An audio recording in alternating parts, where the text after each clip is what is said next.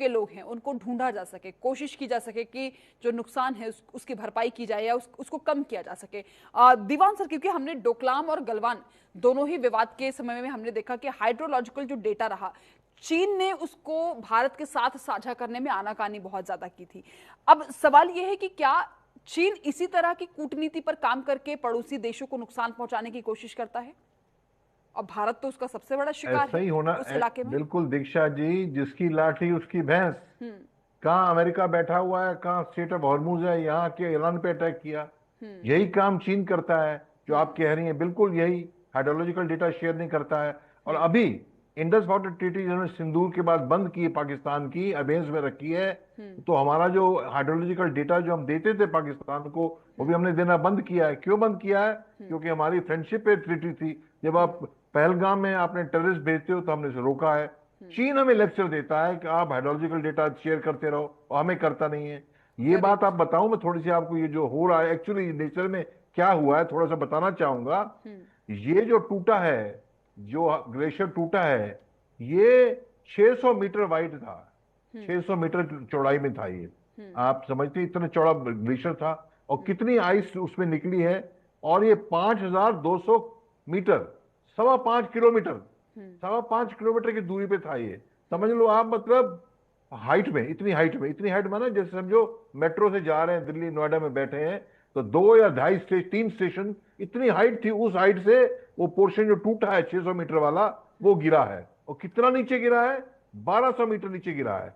इतनी बड़ी जो बिल्डिंग है कि बीच में टूटी, वो 600 मीटर उसकी चौड़ाई है। पूरा पहाड़, मंदिर का भाग ले लो या बिल्डिंग का भाग, वो 1200 मीटर गिरा है नीचे।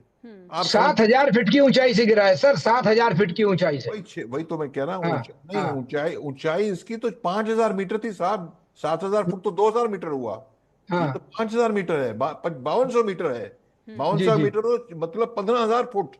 जी और गिरा कितना है? 1200 मीटर नीचे गिरा है। जो ऊपर टूटा, टूट के गिरा तो कितना गिरा? इतना ऊंचा था वो, पर गिरा कितना? वो आप ठीक कह रहे हैं, 1200 में 4,000 फुट गिरा है। अब जी। सारे तबाही मचाइए, उसमें आई स्टोन सब मिल गए। तो मैं कहना चाहता हूं, पृथ्वी का स्केल बहुत बड़ा है।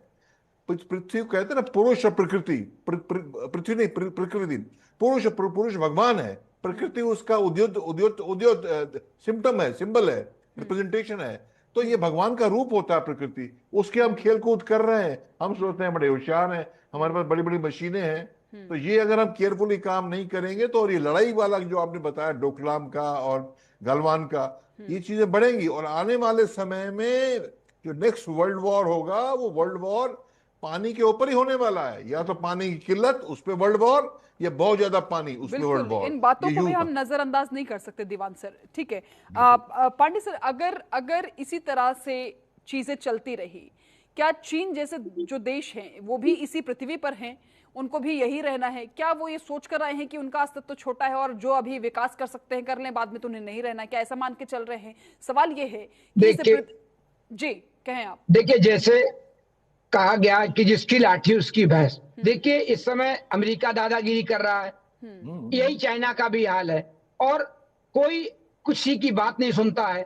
लेकिन जो ये स्थिति है, जो स्थिति इस समय बनी हुई है, अगर ये स्थितियां बनी रही, हम लोगों ने बैठ के आपस में बात ना करी, तो कोई भी देश हो, ये जो क्लाइमेट चेंज का असर रहेगा, जो हमारे पृथ्वी पर जो हम कर रहे हैं, उसका असर सारी दुनिया पे पड़ेगा। जो तापमान हम बढ़ा रहे हैं, हम ग्रीन हाउसेस गैसेस का इतना उत्पादन कर रहे हैं कि ग्रीन हाउसेस गैसेस बढ़ती जा रही हैं, तो ये जो दंश है, ये दुनिया झेल रही है।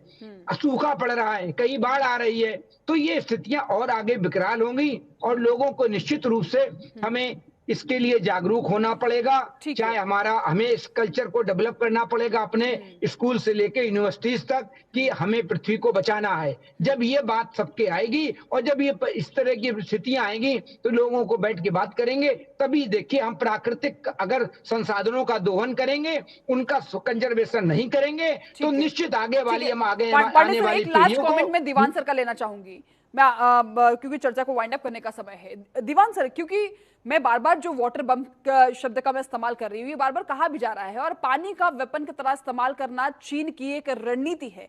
भारत के ऐसे कौन कौन से पॉइंट्स हैं जहां पर जिसे वो चीन चोक पॉइंट बना सकता है पानी के जरिए, पानी को हथियार की तरह इस्तेमाल करके? शॉर्ट में ये बात रखिएगा प्लीज। सिंपल शॉर्ट, ब्रह्मपुत्र के पानी को डैम से कंट्रोल करके कभी भी छोड़ दे और कभी भी हमको पानी से तरसा दे, पर तरसा नहीं सकता है क्योंकि ब्रह्मपुत्र का 80% पानी जो बांग्लादेश में जाता है फाइनली 80% पानी हमारे इंडिया और अरुणाचल के अंदर से ही आता है। उसको नहीं तरसा नहीं सकता है, वो आता रहेगा। पर बहुत छोड़ के भी मैं जोरहाट गया था 4 दिन के लिए। ब्रह्मपुत्र तो ऐसी नदी समुद्र की तरह, एक तरफ खड़े हो तो दूसरी तरफ दिखता ही कुछ नहीं है, इतनी दूर तक है वो। तो वो पानी का बम, ये वाटर बम हो जाएगा, तराई बम कर सकता है हमारे यहाँ। ठीक है, एसएन पांडे सर आपका, भूषण सर आपका, कमल जी आपका बहुत बहुत शुक्रिया इस चर्चा से जुड़ने के लिए। तो आज नेपाल में जो तबाही आई है उसके पीछे कहीं ना कहीं चीन की भूमिका देखी जा रही है, और क्योंकि चीन अपने देश में लगातार प्रकृति को नजरअंदाज करके कई ऐसे कृत्रिम जो झीलें हैं वो बनाने की कोशिश कर रहा है जहां पर अरबों टन पानी भरा जा रहा है, तो समझिए कि उसका जो प्रभाव है, उसका जो असर है प्रकृति पर कैसा पड़ सकता है, यानी प्रकृति क्या पलट कर जवाब देगी। इस चर्चा में फिलहाल इतना ही।